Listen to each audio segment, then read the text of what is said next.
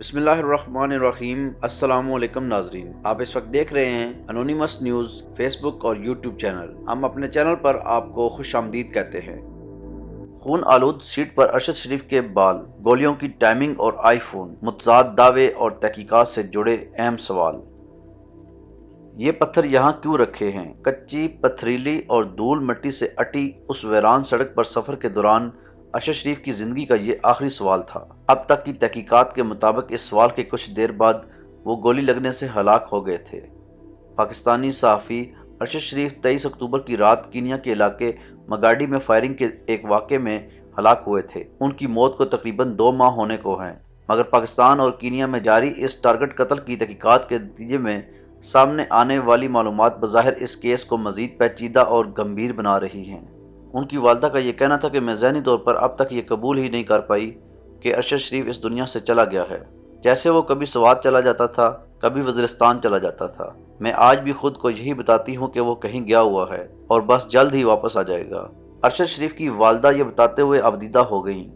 ان کی عمر اب تقریباً 70 سال ہے اور کئی گھنٹے کی ملاقات میں صرف ایک بار میں نے ان کی آنکھوں میں آنسو دیکھے، جب غالباً انہیں یہ خیال آیا کہ ان کا بیٹا اب واپس نہیں آئے گا۔ ارشد شریف کی والدہ بار بار اپنے بیٹے کے قاتلوں کو سامنے لانے کا مطالبہ کرتی ہیں۔ وہ غصے میں ہیں اور وہ کسی بھی شخص کا نام لینے سے گریز نہیں کرتیں۔ میرے پاس اب اور کیا بچا ہے؟ کیا ہم عورتیں باہر دھکے کھائیں؟ مجھے اس ملک میں انصاف کی کوئی امید نہیں رہی۔ بی بی سی کی رپورٹر کے ساتھ ان کی والدہ اور ان کی اہلیہ کی ملاقات ہوئی، جس میں ان کی والدہ اور ان کی اہلیہ نے ارشد شریف کے قتل پر اظہار خیال کیا۔ ارشد شریف اپنی نجی زندگی کو سوشل میڈیا اور مین سٹریم میڈیا سے علیحدہ رکھنے کے قائل تھے، اور یہی وجہ ہے کہ جب میں ان کی والدہ اور ان کی اہلیہ سمیہ ارشد سے پہلی بار ملی تو انہوں نے دیگر اہلِ خانہ کے ہمراہ کئی گھنٹے آف دی کیمرہ بات کرنے کو ترجیح دی۔ ان کے گھر میں ڈرائنگ روم اور لاؤنج کے دیواروں پر ارشد شریف، ان کے بھائی میجر اشرف شریف اور والد جو پاکستان نیوی میں ملازم تھے کی تصاویر، میڈلز اور شیلڈز آویزاں ہیں۔ ان کے علاوہ اہلِ خانہ کے پاس ارشد شریف کی اپنے بچوں کے ساتھ ہر موقع اور تہواروں کی تصاویر کے کئی البمز ہیں، اور درجنوں ایسی تصاویر بھی موجود تھیں جن پر جمی گرد ان کی والدہ صاف کر رہی تھیں۔ ان کی والدہ کا کہنا تھا کہ وہ ہر موقع پر تصویر بناتا تھا اور یادیں جمع کرتا رہتا تھا۔ ارشد ہر ہفتے دوستوں کی دعوت کرتا، ہم خواتین کھانا تیار کرتیں، مگر ہم کبھی اس کے دوست احباب سے نہیں ملے۔ ارشد شریف کی پہلی اہلیہ سمیہ ارشد نے بتایا کہ ان کو کئی عرصے سے دھمکیاں مل رہی تھیں۔ ان دھمکیوں کا سلسلہ اس قدر بڑھ گیا تھا کہ انہیں کچھ عرصے تک اپنے فون بند رکھنے پڑے۔ کافی عرصے سے دھمکیاں مل رہی تھیں اور محتاط بھی تھے، مگر یہ اندازہ نہیں تھا کہ کوئی اس حد تک جا سکتا ہے۔ لوگ انہیں یہ مشورہ بھی دیتے تھے کہ فی الحال پروگرام چھوڑ دو کیونکہ دھمکیاں مل رہی ہیں۔ یہ بھی دھمکی دی گئی کہ تمہارا پروگرام بند کروا دیں گے۔ پھر ایک وقت آیا کہ فون بند کرنے پڑے۔ انہیں پتہ چلا ہوگا کہ ان کی کالز ٹیپ ہو رہی ہیں اور انہیں ٹریک کیا جا رہا ہوگا، سو کچھ عرصے کے لیے موبائل فونز آف کر دیے کہ یہ سلسلہ شاید تھم جائے گا، مگر ایسا نہیں ہوا۔ ان کی والدہ کے مطابق ارشد شریف نے ہر کسی کو خط لکھے کہ ان کی جان کو خطرہ ہے، مگر کسی نے اس کی نہیں سنی، کسی نے اس کو تحفظ نہیں دیا۔ میں یہ نہیں جانتی کہ ان کی نیت کیا تھی، لیکن اب ہر کوئی اس واقعے کو کیش کروا رہا ہے۔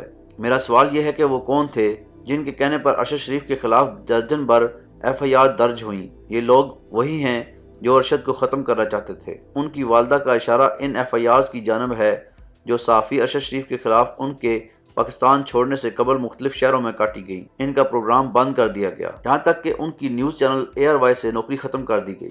اس سے پہلے ارشد شریف کو اسٹیبلشمنٹ سے کافی قریب سمجھا جاتا تھا۔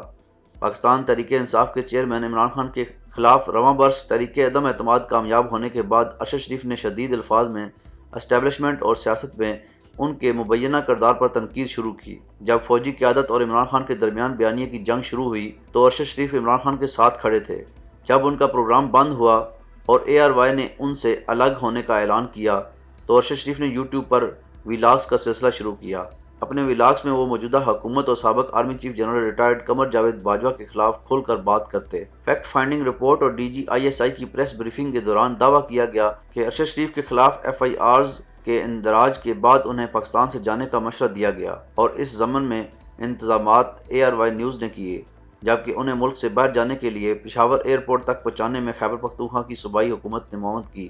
اس سے پہلے خیبر پختونخوا حکومت کی جانب سے ایک تھریٹ لیٹر جاری کیا گیا جس میں اس اندیشے کا اظہار کیا گیا کہ صحافی ارشد شریف کو قتل کیا جا سکتا ہے۔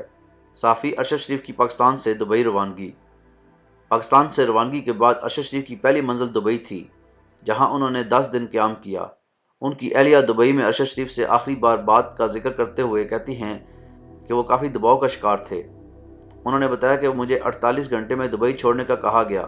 انہیں کہا گیا کہ جہاں مرضی جاؤ، بس دبئی سے نکل جاؤ۔ وہ بہت مضبوط اور بہادر آدمی تھا، وہ ہمت سے کام لیتا تھا، مگر اس دن وہ دباؤ میں تھے۔ آج جب میں پیچھے مڑ کر دیکھتی ہوں تو احساس ہوتا ہے کہ وہ کس قدر پریشان تھا اور ان لوگوں نے اس کو کتنے دباؤ میں رکھا ہوا تھا۔ میں سوچتی ہوں کہ شاید ان کے لیے راستے بنائے گئے، شاید یہ ایک منصوبے کا حصہ تھا۔ میں ابھی اس بارے میں کچھ نہیں کہہ سکتی۔ ارشد شریف 20 اگست کو دبئی سے نکلے تو ان کے پاس کینیا کا آن ارائیول ویزا تھا۔ یہ ویزا انہیں نیروبی میں مقیم پاکستانی بزنس مین وقار احمد کے دعوت نامے کی بنیاد پر دیا گیا تھا۔ وقار احمد کے پاکستان اور کینیا کے تفتیشی اہلکاروں کو دیے گئے بیانات کے مطابق انہوں نے اس دعوت نامے کی وجہ ARY کے سینئر عہدیدار اور چینل کے مالک سلمان اقبال کے کزن مرزا وسیع کو بتاتے ہیں، جو ان کے مطابق ان کے قریبی اور پرانے دوست تھے، اور مرزا وسیع نے ہی ارشد شریف کے لیے دعوت نامہ بھیجنے کی درخواست کی تھی۔ کینیا کے مقامی افراد اور سرکاری اہلکاروں کے مطابق وقار احمد اور ان کے بھائی خرم احمد کینیا میں طویل عرصے سے مقیم ہیں اور یہاں پراپرٹی تعمیرات کے کاروبار سے منسلک ہے۔ اس کاروبار کے علاوہ وہ اسلحے کی فروخت کا کام اور فائرنگ رینج کی ملکیت بھی رکھتے ہیں۔ اس نجی فائرنگ رینج میں فائرنگ کی تربیت دی جاتی ہے۔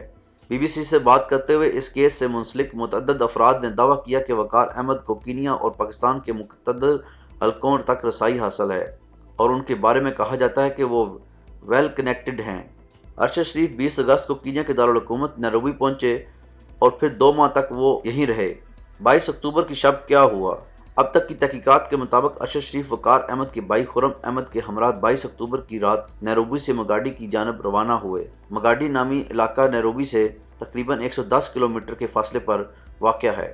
یہ کینیا کے گرم ترین علاقوں میں سے ایک ہے اور یہاں کی آبادی 5000 نفوس پر مشتمل ہے۔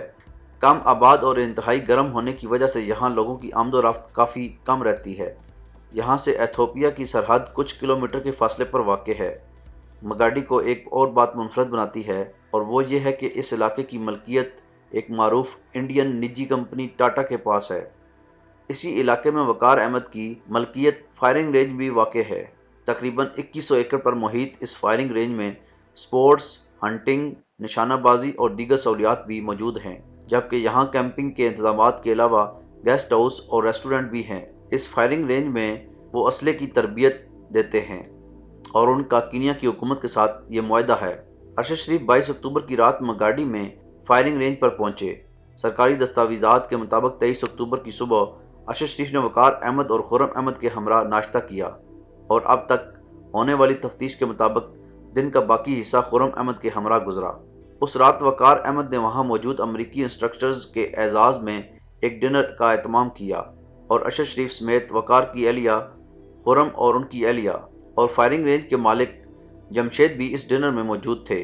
خرم احمد نے کینیا میں پولیس حکام کو بتایا کہ اس رات وہ ارشد شریف کے ہمراہ 8:30 بجے ڈنر سے فارغ ہوئے اور اپنی سفید رنگ کی لینڈ کروزر میں نیروبی کی جانب روانہ ہو گئے۔ اس دوران علاقے میں ایک مرسڈیز کی چوری اور اغوا کی اطلاع پولیس کو موصول ہوئی اور پھر فائرنگ رینج کے قریب پولیس کے جنرل سروس یونٹ یعنی GSU کے اہلکاروں نے فائرنگ رینج کو جاتی کچی سڑک پتھروں کے ذریعے بلاک کی تاکہ چوری یا اغوا ہونے والی مرسڈیز گاڑی کو بازیاب کروایا جا سکے۔ جب ارشد شریف اور خرم احمد کی گاڑی یہاں سے گزری تو فائرنگ کے واقعے میں ارشد شریف کو سر اور سینے میں 2 گولیاں لگیں اور وہ موقع پر ہی ہلاک ہو گئے۔ خرم احمد نے اپنے بھائی وقار اور پھر جمشید کو فون پر فائرنگ کی اطلاع دی۔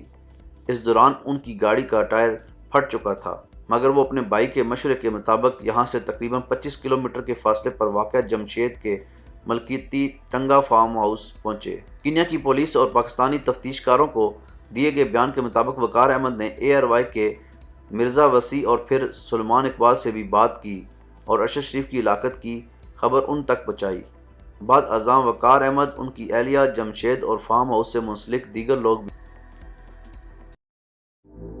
آخر میں آپ سے درخواست ہے کہ ہمارے YouTube چینل کو ضرور سبسکرائب کیجیے اور گھنٹی کے بیل آئیکن کو ضرور دبائیے۔ آپ کا بہت شکریہ۔